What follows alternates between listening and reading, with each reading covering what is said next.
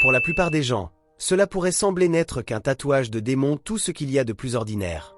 Mais si vous le fixez quelques secondes, vous découvrirez qu'il cache en réalité un gigantesque plan de la prison. Et c'est précisément la clé de l'évasion de Michael. En connaissant parfaitement la structure de chaque recoin de la prison, il peut passer à la phase suivante, récupérer les outils nécessaires pour s'évader. Michael sort un miroir et y réfléchit une série de lettres inversées qu'il recopie sur une feuille blanche. Lors de la promenade, il commence à fouiller discrètement un banc, palpant jusqu'à trouver un boulon d'un modèle spécifique. Il s'arrête enfin. En effet, Michael avait mené des recherches avant son incarcération. Ce modèle de boulon, par son matériau et son diamètre, était idéal pour être taillé en un outil crucial pour s'échapper. Et cela tombait bien, il était utilisé sur les bancs du terrain de sport. Michael sort une pièce de monnaie et commence calmement son travail. Mais, à cet instant, T-Bag, un psychopathe redouté accompagné de ses sbires, arrive. Michael avait eu la malchance de s'asseoir sur le territoire de TB et Tag. T'es pas chez toi ici, Goldange. Ce secteur appartient à T-Bag. À qui? Tu ferais bien de parler avec respect, Goldange. Ce type a enlevé une demi-douzaine de garçons et de filles en Alabama. Il les a violés et tués, mais pas toujours dans cet ordre, si tu vois ce que je veux dire. Ce dernier ne le chasse pas immédiatement, mais lui fait une proposition glaçante. Si tu tiens ma poche, je te garantis que personne ne te cherchera des ennuis ici. Michael, étant hétéro, refuse catégoriquement, ce qui met T-Bag dans une colère noire. Il chasse Michael, laissant le boulon à moitié dévissé et bien visible. Le lendemain, Michael retourne sur place et réussit à récupérer le boulon. Mais cette scène est aperçue par T-Bag. Contraint, Michael lui remet le boulon. Quand les gardiens arrivent, T-Bag simule un étirement pour transférer discrètement le boulon à un de ses sbires, échappant ainsi à la fouille. Pendant ce temps, une guerre se prépare entre les gangs noirs et blancs de la prison. Only thing I know is to love what I'm doing. Never give up, never slow till I finally prove it. Never listen to the no's, I just wanna keep moving. Yeah, I put out all this art, it's my only medicine. Yeah, everything I do, I'm just being genuine. Yeah, I'm sick of being screwed, feel my own adrenaline. Yeah, I do just what I do, and I hope you let me in, yeah.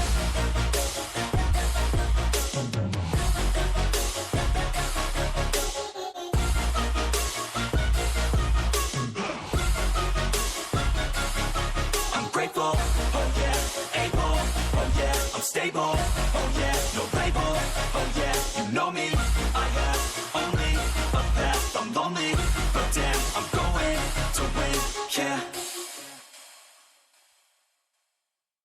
T-Bag, membre des Blancs, est occupé à préparer cette confrontation. Michael en profite pour s'infiltrer dans sa cellule et récupérer le boulon. Malheureusement, il est surpris par T-Bag. Avec un sang-froid exemplaire, Michael engage la conversation pour détourner l'attention. Mais leur échange est observé par Benjamin, un trafiquant noir, qui avait jusque-là cru Michael neutre dans le conflit. C'est cette neutralité qui avait poussé Benjamin à l'aider en lui procurant des médicaments. En voyant Michael avec T-Bag, Benjamin est persuadé qu'il a rejoint les Blancs. Pour Benjamin, c'en est trop. Il tend un piège à Michael en l'attirant dans un coin isolé avec les médicaments, mais des membres du gang noir surgissent pour le capturer. Malgré les explications de Michael, Benjamin ne le croit pas. « Si tu es passé chez l'ennemi, tu n'auras plus rien de moi », lui dit-il en reprenant les médicaments. La situation est critique. Michael a perdu à la fois le boulon et les médicaments. Même lui, habituellement calme, sent la colère monter. Peu importe la perfection d'un plan, les gens restent la variable la plus imprévisible. De retour dans sa cellule, Michael réfléchit à ses prochaines actions. Soudain, il entend les gardiens appeler les détenus pour le comptage. Mais un détenu blanc désobéit et sort des rangs. Michael sait que c'est le signal de départ de la guerre entre les gangs. Rapidement, les détenus s'attaquent les uns aux autres.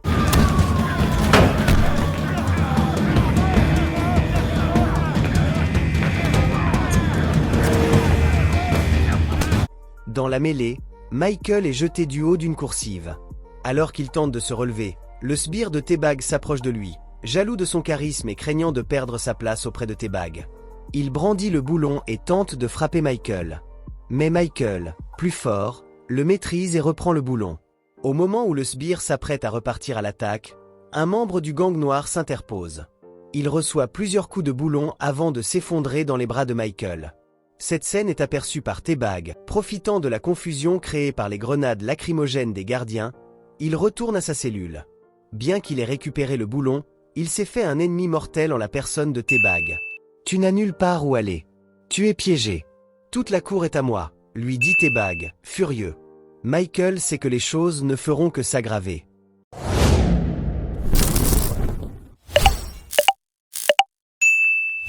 Un origami en forme de grue que même un élève de primaire pourrait plier devient, entre les mains de Michael, un outil d'évasion. Profitant de l'inattention du médecin de la prison, il glisse la grue en papier dans l'évacuation de l'infirmerie. Celle-ci descend par les canalisations pour réapparaître dans celle de la cour de la prison. Cela prouve que les conduits d'évacuation entre l'infirmerie et la cour sont reliés. Michael remarque également qu'un gros câble électrique traverse l'extérieur de l'infirmerie pour rejoindre l'extérieur de la prison. En d'autres termes, l'infirmerie est une étape clé pour s'échapper.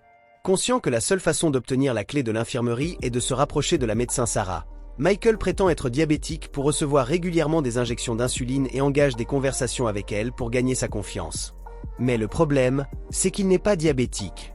À force de recevoir de l'insuline, ses mains commencent à trembler involontairement, ce qui suscite les soupçons de Sarah.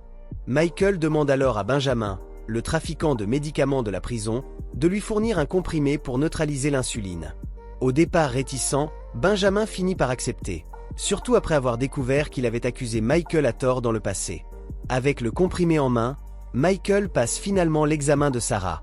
Cependant, il reste un autre défi, emmener Lincoln et les autres à traverser un endroit aussi visible que la cour est impossible.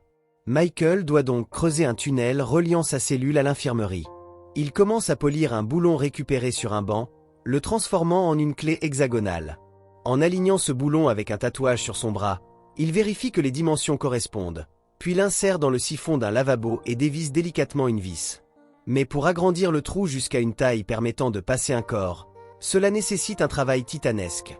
De plus, son compagnon de cellule, Sucre, ne peut pas ignorer un tel projet. Michael décide alors de tester sa loyauté.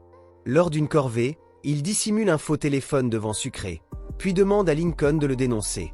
La police fouille Sucre, et bien que la possession d'un téléphone en prison soit passible de 2 années supplémentaires, Sucré reste silencieux et refuse de trahir Michael. En retour, Sucré demande à emprunter le téléphone pour appeler sa petite amie, mais il découvre que ce n'était qu'un morceau de savon peint en noir. Furieux, il exige des explications. Michael lui dévoile alors son plan d'évasion, espérant le convaincre de se joindre à lui. Mais Sucré, ayant seulement 16 mois de peine à purger et une petite amie qui l'attend à l'extérieur, refuse catégoriquement de participer. Il demande immédiatement un transfert dans une autre cellule pour éviter toute implication. Pendant ce temps, l'ancien complice mafieux du chef de gang arrive en prison avec ses enfants, menaçant leur vie si le chef ne retrouve pas un témoin clé.